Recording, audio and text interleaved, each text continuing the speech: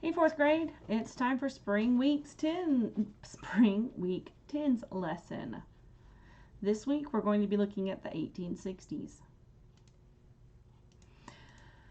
So, of course, before you go any farther, you're going to need those pieces of paper where you divided it up into 4 sections, and you have the same person or the same general person drawn across those 4 sections. We'll be working on 1860 today.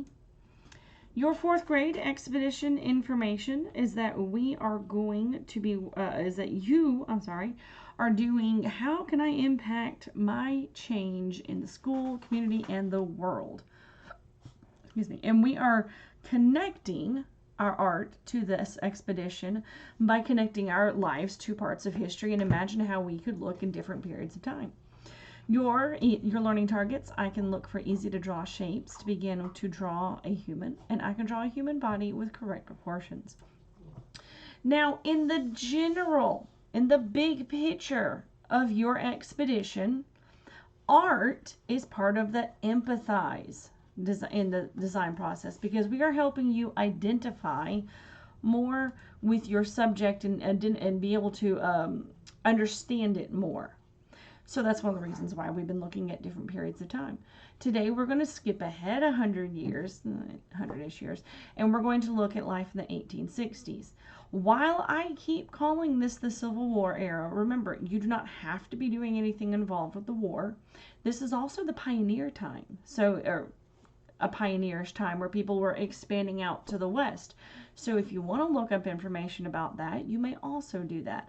I'm going to stick to what we would consider to be the East Coast of America, just to make it a little bit easier on what I've discussed, what we're going to be looking at in our fashions. So now we actually do have cameras for people. And these really are pictures of people who lived in the 1860s. So these really are some young men that you see. Most of these pictures that are in these one color sepia prints, these are actual people. I do have some people, once again, of reenactors and things like that, so they'll be down at the end. But let's take a look. So these young men, as you can tell, I would say they're probably our middle class. Again, they have three suits, much like the guys in the 1770s. Long pants, long sleeves, and usually the coat over a shirt. Hats are still a thing, but as you might notice, not as much. And wigs are straight out. Guys don't wear wigs anymore. Now, here's an example of some of our younger men, and maybe some of the working class or the lower class.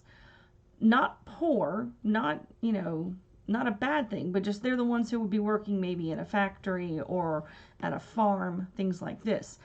Less clothes, although he still has a coat over his overalls. We've got suspenders, you've got button-up shirts, and again, people are starting to wear their hair naturally instead of just having a hat on all the time. And now let's talk about our upper class. Again, more fabric, the richer you are. It is hard to see if they had brightly colored outfits in this time, but because the pictures are either in black and white or that sepia kind of color. But yes, brightly colored fabric still a thing. Ladies wearing big skirts to show off that they have money, still a thing. I think about the biggest change that we have from the rich women back in the 1770s and now is that less hair is being covered. You can see that the older women in this picture have some hair covered like in the back, kind of like they've got a cap on the back of their head, but you can see that the little girl here doesn't have a hair covering at all. I would also like to point out to my ladies that young women, especially little girls, they actually got short skirts. Oh my gosh, it goes all the way to her knees. It's just scandalous. But it was a way for them to show that that was actually a young girl instead of an older woman. Now we're going to start seeing pictures of reenactors. So when you are looking at these pictures, remember some of the things that we talked about. Bright colors would usually show wealthy families, patterns especially. You can see that even the young girl wearing similar patterns to her moms and sisters. Maybe the biggest difference is that she doesn't have long sleeves. Men still wore suits. People still covered their heads. Please don't think that I was saying that people don't cover their heads. You can still draw yourself with a hat. You can see just a easy kind of middle class here. He's got his button-up shirt, a coat over it, pants, hat. This could probably be a not super wealthy young woman, but still fairly wealthy. Her skirt kind of flops out a little bit. Again, brighter the colors, the more expressive, the bigger the skirts, and I love these patterns. So you've got plenty of styles to pick from here, and we will talk about the military in a moment. The older ladies, if you want to show yourself as an older lady, yes, they still wore their hair back. You've got some young women over here. So if you want to draw yourself as a soldier, again, this is still an okay thing.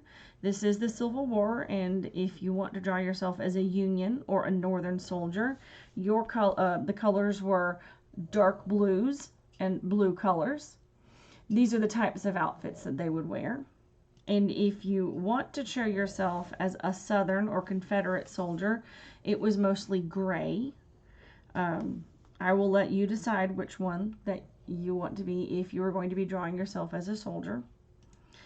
And then I just found this picture of a bunch of kids that were playing, and I thought it was really cute, and I would show you guys. So, kids really wore the same stuff as the adults. It wasn't a big difference between kids' fashions and adults' fashions.